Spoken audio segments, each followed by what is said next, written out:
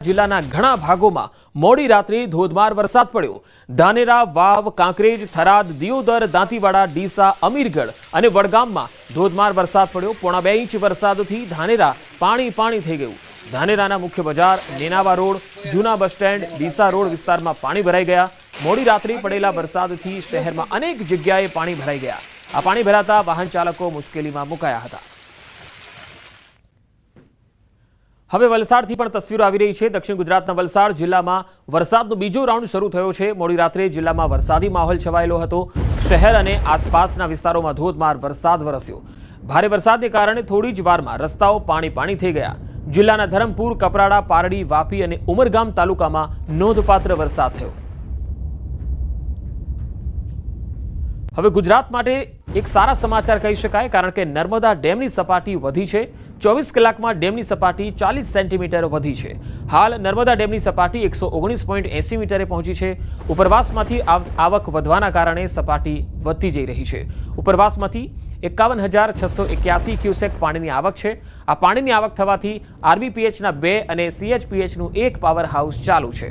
નર્મદા ડેમના મેઇન કેનાલમાં 16,520 ક્યુસેક પાણી છોડવામાં આવી રહ્યું છે। હવે નર્મદાના સાગબારા, ડેડિયાપાડામાં 3 ઇંચ વરસાદના અહેવાલ આવી રહ્યા છે। અહીંયા ભારે વરસાદને લઈને સાગબારાનો ચોપડ વાવ ડેમ ઓવરફ્લો થયો છે। સિઝનમાં પહેલી વખત આ ડેમ ઓવરફ્લો થવાથી ખેડૂતોમાં ખુશીની લહેર છે। ચોપડ વાવની મહત્તમ સપાટી 187.45 મીટર છે। આ ડેમની મહત્તમ સપાટી વટાવતા ચોપડ વાવ ડેમ ઓવરફ્લો થઈ ગયો છે। સાગબારા, ડેડિયાપાડાના ખેડૂતોને સિંચાઈનું પાણી આરામથી મળશે। તો નવસારીથી પણ એક અહેવાલ આવી રહ્યા છે। નવસારી જિલ્લાના વાંસદા તાલુકાનો જૂજ ડેમ ઓવરફ્લો થયો છે। જૂજ ડેમ પોતાની ભયજનક સપાટી 167.50 મીટર વટાવી 167.55 મીટરે પહોંચી ગયો છે। જૂજ ડેમ ભયજનક સપાટી વટાવતા 233.33 ક્યુસેક પાણી કાવેરી નદીમાં વહી રહ્યું છે। આ જૂજ ડેમ ઓવરફ્લો થતા વાંસદા તાલુકાના 6, ચીખલી તાલુકાના 6 અને ગણદેવી તાલુકાના ગામોને એલર્ટ કરાયા છે। ચોમાસાની શરૂઆત થતાં જ જૂજ ડેમ ઓવરફ્લો થતાં સિંચાઈ તેમજ પીવાના પાણીની જરૂરિયાત આખું વર્ષ સુધી પહોંચી શકાય એવી સ્થિતિ છે। સાથે વાંસદા તાલુકામાં આવેલો કેલિયા ડેમ પણ એલર્ટ લેવલ પર પહોંચી ગયો છે।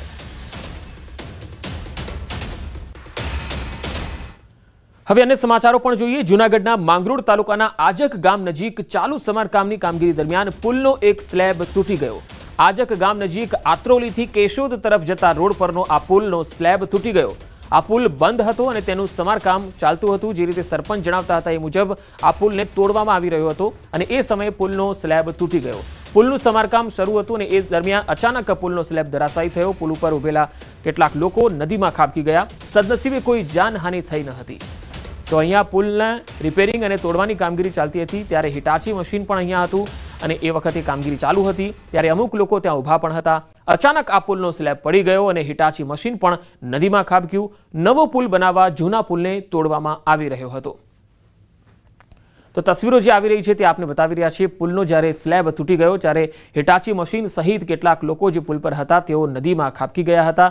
જો કે સદનસીબે અહીંયા કોઈ જાનહાનિ થઈ નથી। પુલ પર ઉભેલા લોકો નદીમાં ખાબક્યા અને તમામ લોકો બહાર પણ આવી ગયા હતા અને તમામ લોકોનો બચાવ થયો છે। અહીંયા કઈ મોટી જાનહાનિ છે એ ટળી ગઈ છે। આ પુલ છે એ ખૂબ જ જૂનો હતો અને જે રીતે સરપંચ આ ગામના રમેશભાઈ છે તેમની સાથે અમારી વાતચીત થઈ હતી। તેમણે જણાવ્યું હતું કે આ ગામમાં જે જર્જરિત પુલ છે એને તોડવાની કામગીરી ચાલતી હતી એ દરમિયાન સ્લેબ છે તેનો તૂટી ગયો અને તે વખતે જે હિટાચી મશીન અને જે લોકો ત્યાં ઉપર હતા એ પણ એ નદીમાં ખાબકી ગયા હતા। જો કે કોઈને કોઈ ઈજા થઈ નથી। તમામ લોકો બહાર આવી ગયા।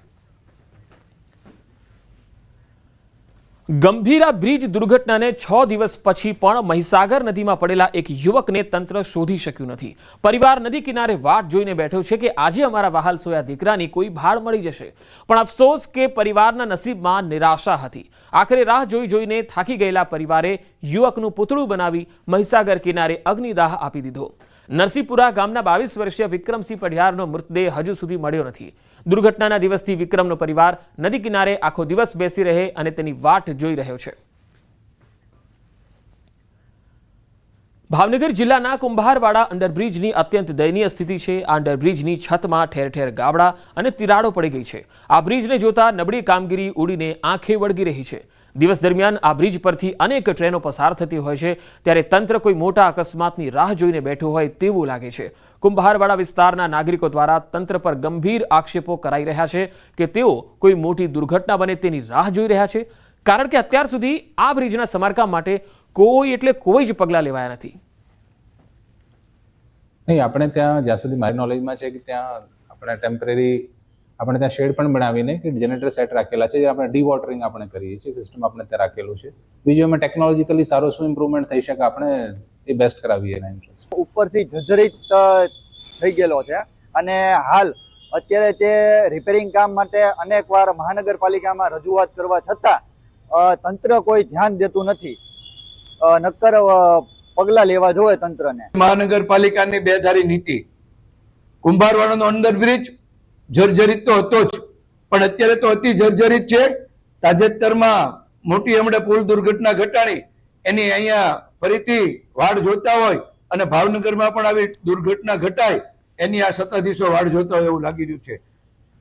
જીઆઈડીસીમાં ગોટાળાને લઈને ન્યૂઝ 18 ગુજરાતીના અહેવાલની જોરદાર અસર થઈ. ન્યૂઝ 18 ગુજરાતીના ખુલાસા બાદ ઉદ્યોગ મંત્રી બળવંતસિંહ રાજપૂતે કહ્યું કે જીઆઈડીસીના ચીફ એન્જિનિયર રમેશ ભગોરાને એક્સટેન્શન નહીં અપાય.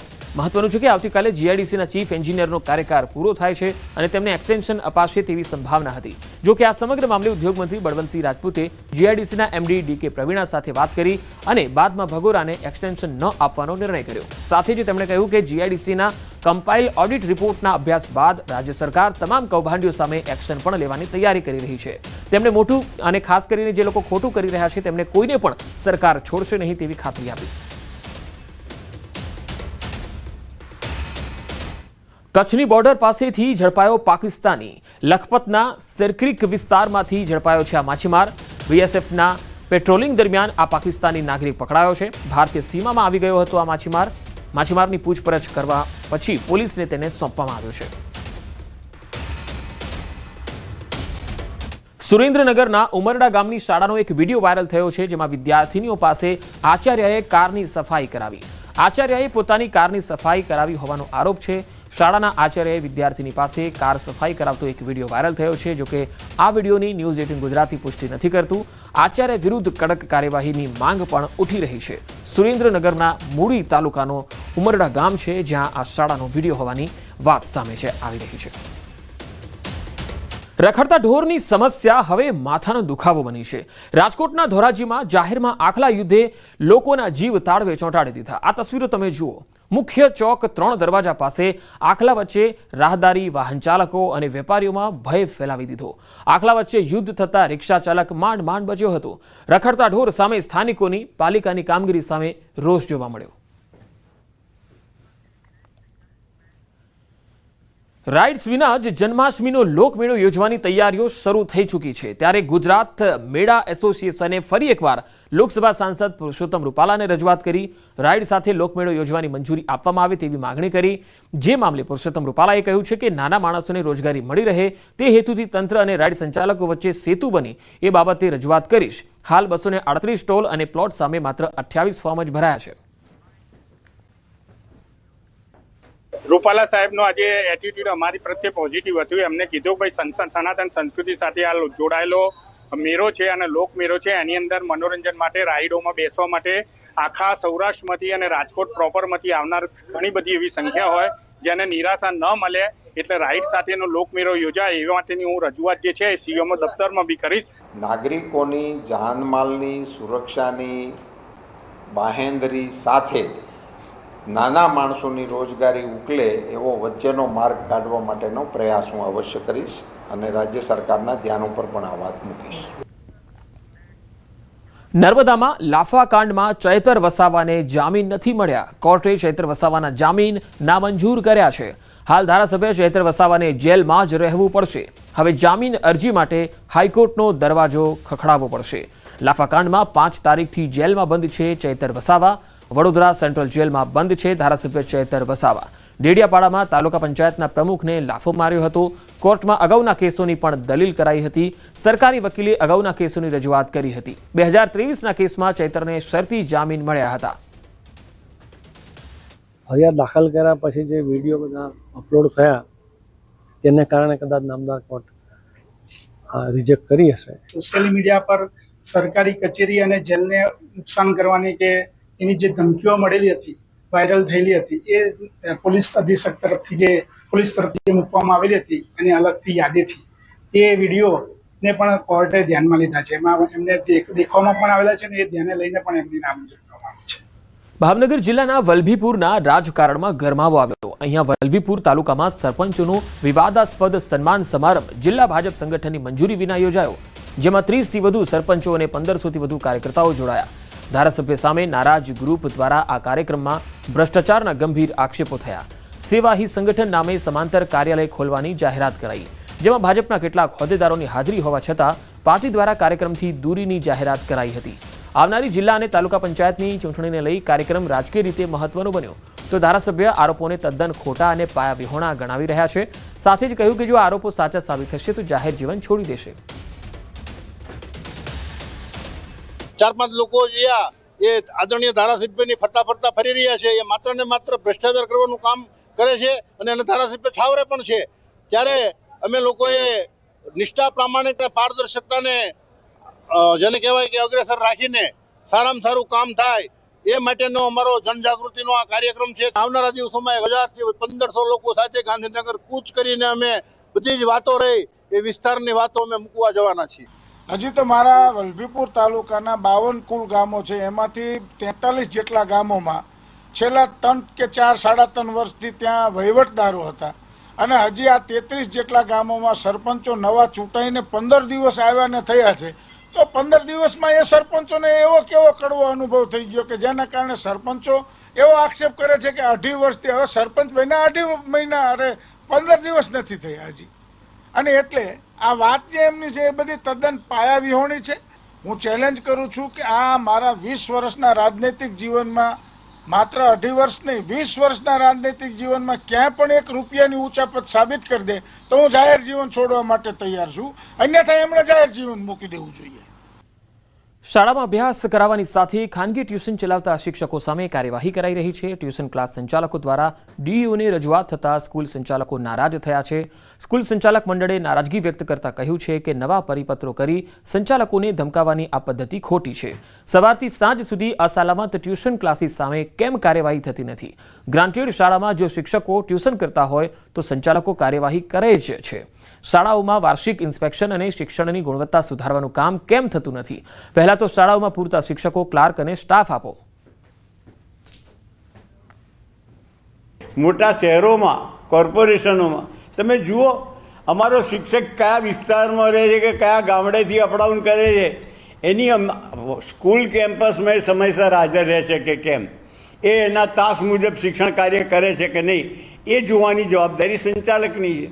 પણ શાળા છૂટ્યા પછી એ ક્યાં જાય છે, શું કરે છે, એના માટે અમારે સીઆઈડી ક્યાંથી મૂકવાની? અને એ અમારી કોઈ જવાબદારી નથી.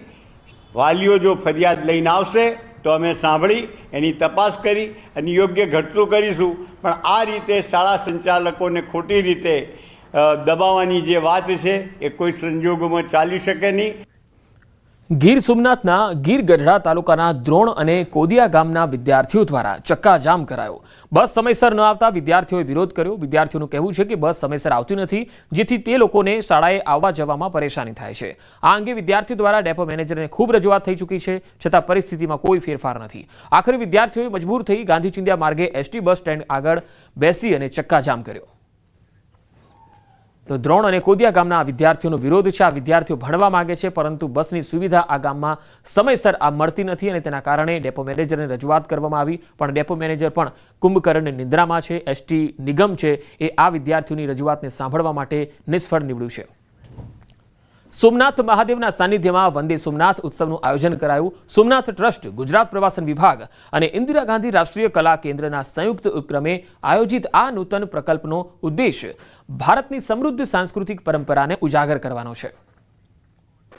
ये एक कला द्वारा आराधना की शुरुआत है जो गुजरात टूरिज्म, श्री सोमनाथ ट्रस्ट और IGNCA इंदिरा गांधी राष्ट्रीय कला केंद्र ने मिलके इसकी क्यूरेशन की है.